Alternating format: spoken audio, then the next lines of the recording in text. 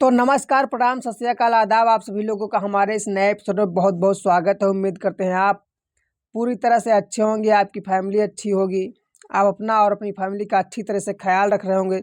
आज की जो घटना है, आज की जो कहानी है, वो आपको झकझोर देगी कि एक 27 साल के बाद एक विपिन ने किस प्रकार से अपने माँ बाप, दादी, अपने बहन और भाई के कत्ल का बदला लिया। शायद उसे ये सब करना था, नहीं करना था, ये मुझे नहीं मालूम है, लेकिन शायद ऐसा नहीं करना था क्योंकि कानून की मदद से भी तमाम सारे जो दोषी होते हैं उन्हें सज़ा मिल जाती है। लेकिन जब कोई बहुत आहत होता है तो ये भी हो जाता है कि वो कानून हाथ में ले लेता है। लेकिन ये उसके लिए गलत था क्योंकि उसकी ज़िंदगी का सबसे बड़ा वो नासूर बन गया और वो अपनी ज़िंदगी बर्बाद कर बैठा, जबकि ऐसा उसे नहीं करना चाहिए था।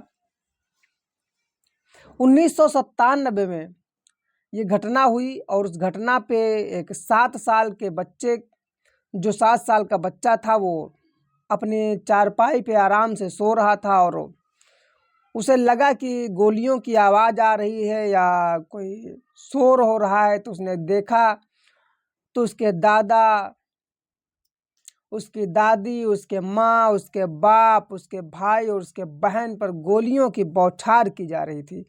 सोचिए कि उस बच्चे पर क्या गुजर रही होगी, जो बच्चा उस घटना को छुप कर के देख रहा होगा कि जिसकी माँ बाप, दादी, भाई बहन, इन सबको गोलियों से भूना जा रहा था।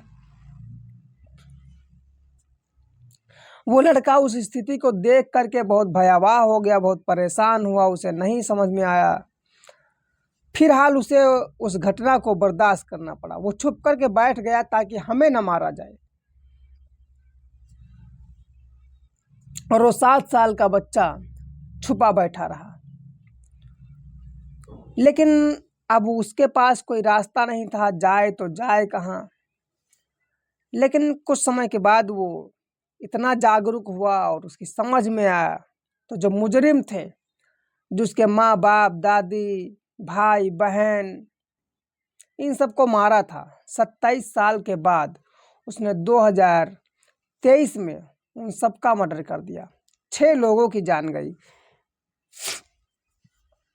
इस घटना को पूरी तरह समझते हैं कि आखिर इस घटना में क्या है, इस कहानी में क्या था।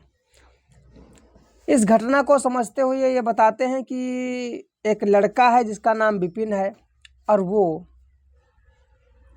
27 साल के बाद जब 2024 का मामला आता है तो कम से कम 6 लोगों का कत्ल कर देता है।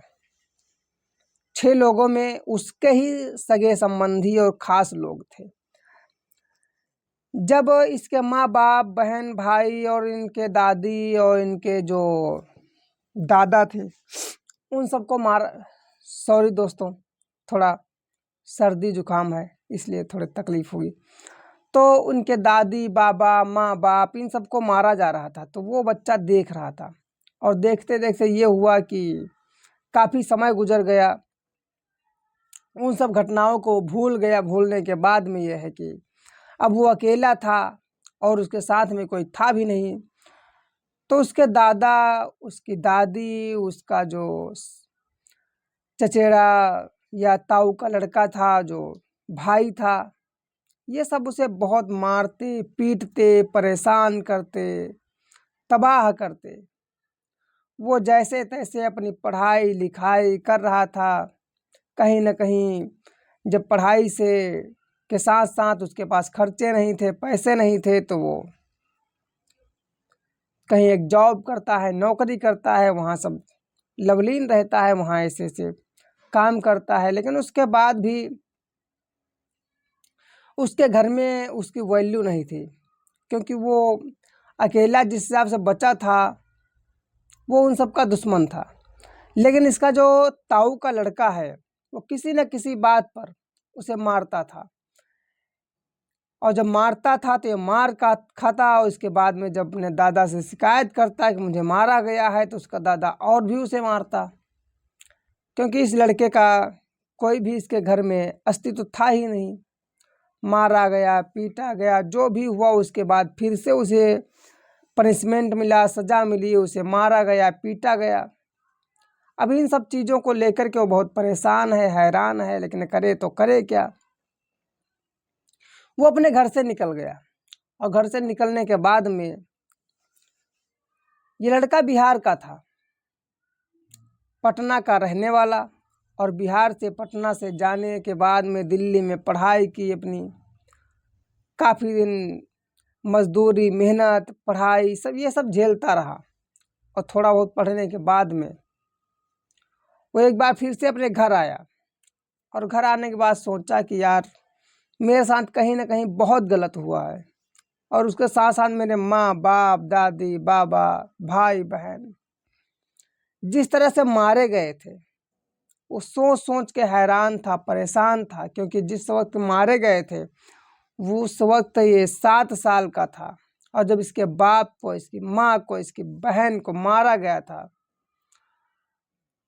तो सभी के मांस के लोथड़े और सभी के खून के छींटे इसके चेहरे पर पड़ रहे थे, पर ये चुपचाप लेटा रहा ताकि मुझे न मारा जाए।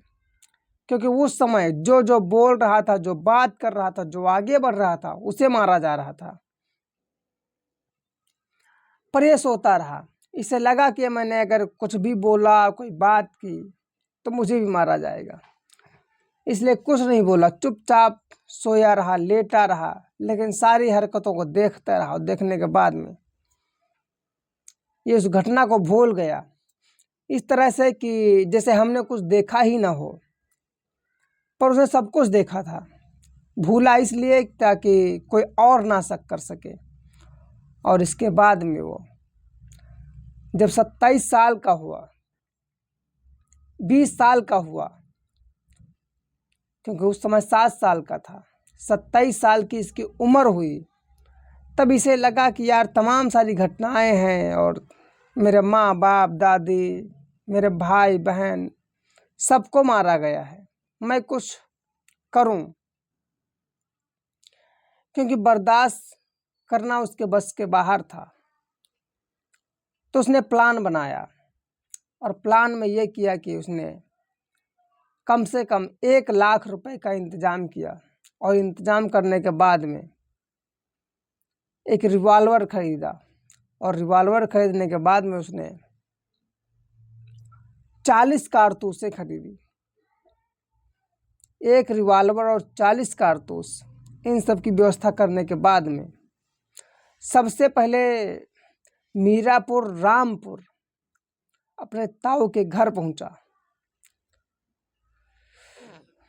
और ताऊ के घर पहुंचने के बाद में यहाँ पर उनके ताऊ का घर बन रहा था। अभी पहुंचने के बाद में रात में अकेले मच्छरदानी लगा करके सोए हुए थे, और उनके कनपट्टी पर कम से कम 3 गोलियां मारता है। मारने के बाद में आवाज देता है, ताऊ ताऊ। जब नहीं बोलते हैं तो उसे चौथी गोली मारता है। मारने के बाद में फिर आवाज देता है, तो ये पता लगता है कि ताऊ अब बोल नहीं पा रहे हैं, इसका मतलब ताऊ की मौत हो गई। उसके बाद ये हुआ कि वहां से निकला, और एक गांव था जवेदा, वो जवेदा पहुंचा। और जवेदा पहुंचने के बाद में जब जवेदा पहुंचा तो ऑटो रिक्शा बुक किया, वहां से गया, वहां तक पहुंचा। और उसके बाद में जवेदा में जो उनके ताऊ थे राजेंद्र प्रसाद गुप्ता, उनके परिवार के सभी लोग रहते हैं। पहुंचने के बाद में उनके परिवार पर दिवाली का मौसम था, दिवाली का समय था, जितने लोग थे सब पर गोलियां चलाता है। जितने लोग घर के सदस्य मिलते हैं सब पर गोलियां चलाता है, सबके सब लोगों को मार देता है। मारने के बाद में ये हुआ कि वहां से निकल पड़ा। निकलने के बाद में जो सुबह पड़ोसी थे वो सब देख रहे हैं कि यार कोई यहाँ पर है नहीं है, और क्या किया जाए। दरवाज़ा खुलवाया गया। दरवाज़ा खुलवाने के बाद में ये हुआ कि सब के सब मौत के मुंह में जा चुके हैं। पुलिस ने ये किया कि जितने लोग मर्डर के केस में पाए गए सब लोगों का पोस्टमार्टम कराया गया। सब लोग गोली के मुंह में गए थे।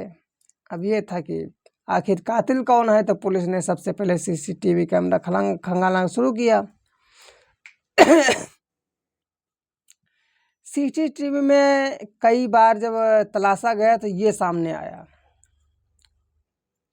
और सामने आने के बाद में ये हुआ कि इसे पकड़ा जाए। विपिन को पकड़ा गया। पकड़ा जाने के बाद में ये हुआ कि यही कातिल है। अब इसकी कातिल होने की तमाम सारी ऐसी जानकारी थी जिसकी वजह से फंस गया। पुलिस ने पूछा कि आखिर ऐसी कौन सी घटना थी जिसकी वजह से तुमने मारा। 6 लोगों का कत्ल कर दिया था इसने। तो फिर उसने बताया कि 6 लोगों का कत्ल इसलिए किया कि 6 के 6 लोग शामिल थे। मेरे माँ बाप, दादी, बाबा, बहन, भाई सबको मारने के लिए, इसलिए मैंने इन लोगों को मार दिया।